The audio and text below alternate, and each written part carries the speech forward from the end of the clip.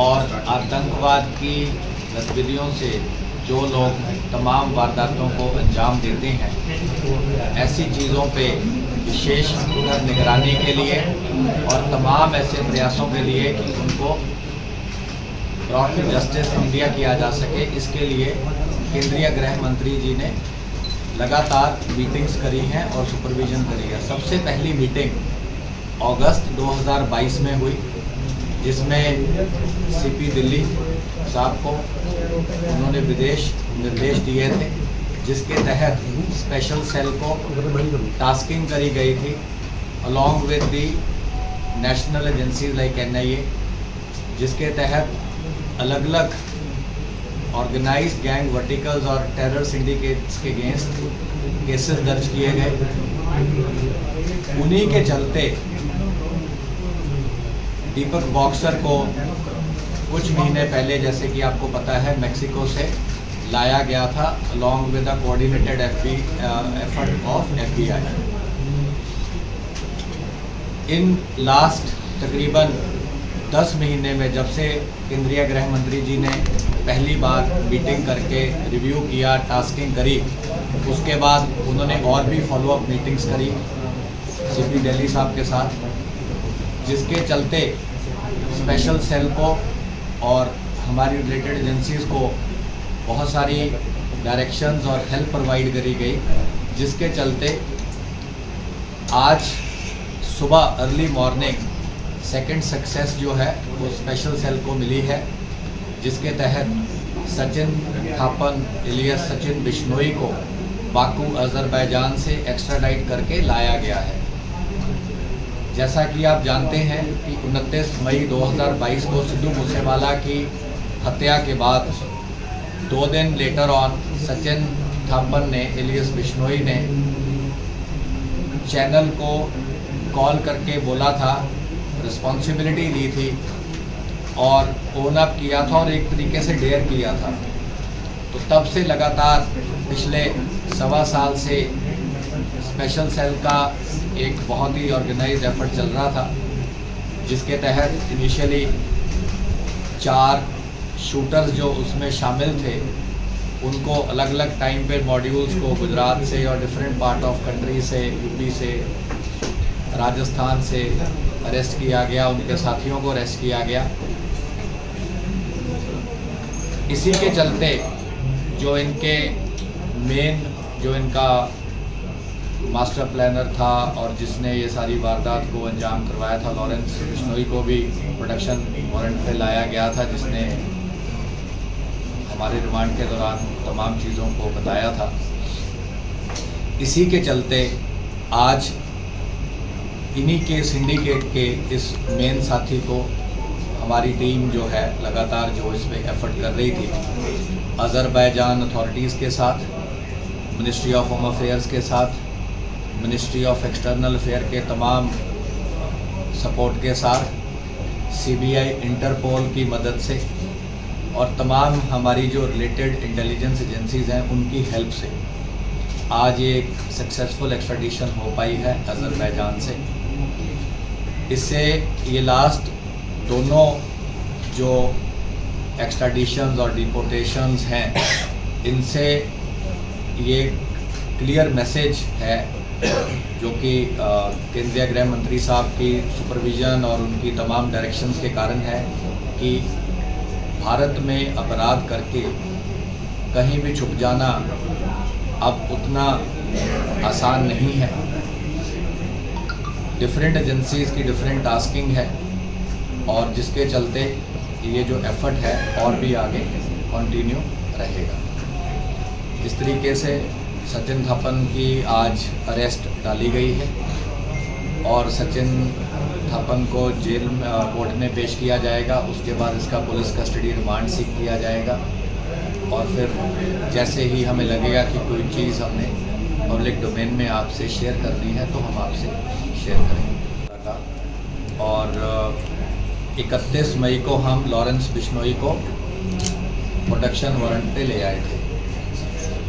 30 को हमने इनफैक्ट 29 शाम को ही जब ये वीडियो वायरल हुए उसी टाइम हमारी मल्टीपल टीम्स स्पेशल सेल की उन्होंने काम करना शुरू कर दिया था। इसमें हमारी तमाम रेंजेस की team, new Delhi range, northern range, southern range, south west, counter intelligence, even हमारा साइबर यूनिट, इनमें अहम भूमिका निभाई।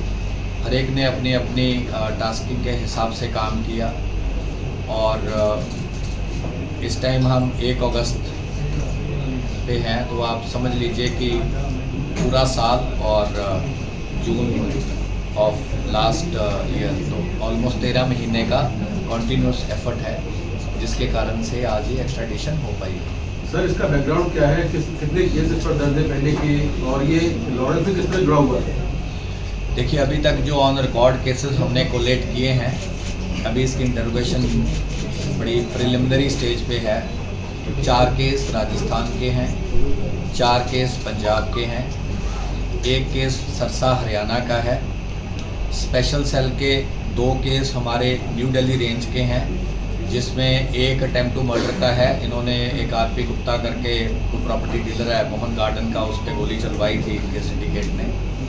और एक केस इन पे मकोका का है, जिसमें एक्सप्लोसिव एक्ट भी लगा है, क्योंकि जब प्रियव्रत फौजी और इनके साथी अरेस्ट किए गए थे तो उनसे अंडर बैरल ग्रेनेड लॉन्चर्स और हैंड ग्रेनेड्स मिले थे। इसके अलावा 3 केसेस हमारे काउंटर इंटेलिजेंस सेल के हैं, क्योंकि आपको भी ध्यान होगा कि हमारी डिफरेंट टीम्स ने, खास तौर पे काउंटर इंटेलिजेंस की टीम ने, दोनों वर्टिकल्स जो हैं, लकी पटियाल, कौशल चौधरी वाला और लॉरेंस बिश्नोई काला जथेड़ी वाला, उन पे सीरीज़ ऑफ उनके आपस में क्राइम रहे हैं, एक दूसरे सिंडिकेट्स के अगेंस्ट रहे हैं, या इनके कोई ऐसे लोग जिनको इन्होंने एक्सटॉर्ट किया या इन्होंने अपना विक्टिम बनाया, तो वो एक काफ़ी देर से लगातार ये कार्रवाई चल रही है। तो दोनों वर्टिकल्स पे ही सीआई की टीम ने और तमाम रेंजेस की टीम ने लगातार बहुत अच्छा एक्सटेंसिव काम किया है। और सचिन थापन की जो मदर है, लॉरेंस की जो माँ है, वो इसकी मदर की बुआ लगती है। तो लॉरेंस जैसे गांव में होते हैं, सगे होते हैं, तो इस तरीके से ही उसको मामा बुलाता है। और इसका नाना और लॉरेंस बिश्नोई का नाना भी आपस में बहुत करीबी रहे हैं, आपस में इनका परिवार का रिश्ता रहा है। अभी तक जो फैक्ट इस्टेब्लिश हुआ है, जिस बोलेरो में सिद्धू को चेज़ किया गया, वो इसने ऑर्गेनाइज करवाई। वेपन्स का डिस्पोजल जो था, वेपन जैसा कि हम जानते हैं 2 पार्ट में बटे। एक पार्ट रह गया जो मनप्रीत मानू था और दूसरा जगरूप रूपा था। एक पार्ट ऑफ वेपन उनके पास रह गए।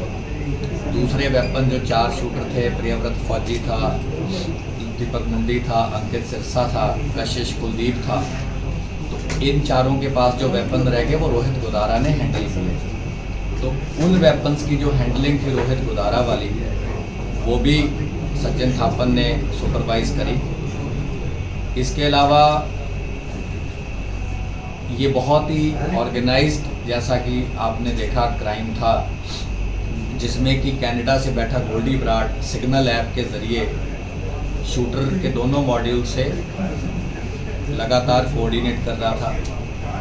गांव का आदमी रेकी करके, फ़ोटो खींच के कनाडा कॉल कर रहा था सिग्नल पे, और मॉड्यूल अलग अलग थे, शूटर अलग थे, गाड़ियां अलग थी, वेपन अलग जगह से आए। क्रॉस बॉर्डर एलिमेंट था। क्रॉस बॉर्डर पाकिस्तान से, जैसा हमने पहले भी शेयर किया है कि वेपन जो थे, बड़े वेपन ख़ास तौर पे, इसमें अंडर बैरल ग्रेनेड लॉन्चर था जो, और AK-47 थी, वो आए। तो आपने काफ़ी ये सारी चीज़ें पब्लिक डोमेन में ऑलरेडी हैं। तो ये जितना ऑर्गेनाइज्ड एफर्ट था, उस हिसाब से ये एक आदमी का काम नहीं था। सचिन थापन क्योंकि लॉरेंस का बहुत करीबी है, उसका रिश्तेदार भी है, उसके गांव का भी है, तो ये बाहर बैठा था। विक्रम बराड़ दुबई में था, ये उस दिन तो दुबई में था, 2 दिन बाद ये बाकू अज़रबैजान चला गया था, गोल्डी कनाडा में था, और इनके 1-2 और साथी भी थे जो डिफरेंट कंट्री से अलग अलग कोऑर्डिनेशन कर रहे थे। तो ये सारी बातें पहले भी हम बता चुके हैं। तो उस तरीके से इसका काफ़ी टच पॉइंट्स पे इसका अहम रोल था। सर, सचिन बिश्नोई जिस फर्जी पासपोर्ट के सहारे विदेश गया था, संगम बिहार के एड्रेस पर बना था, उस पर आप लोग कुछ जानकारी जुटाए हो, उस पर कुछ कार्रवाई हुई हो? उसमें हमने करी थी, इनफैक्ट आपको याद होगा साउथ डिस्ट्रिक्ट वालों ने ही कार्रवाई करी थी और उसको एजेंट को ही पकड़ लिया था जिसने इनके पासपोर्ट बनाए थे। इसने टुटेजा के नाम पे बनाया था, अनमोल ने भी फर्जी नाम पे बनाया था, उसको अरेस्ट कर लिया गया था। और दीपक बॉक्सर वाले में जिसने बनाए थे बरेली से था, उसको हमने अरेस्ट किया था।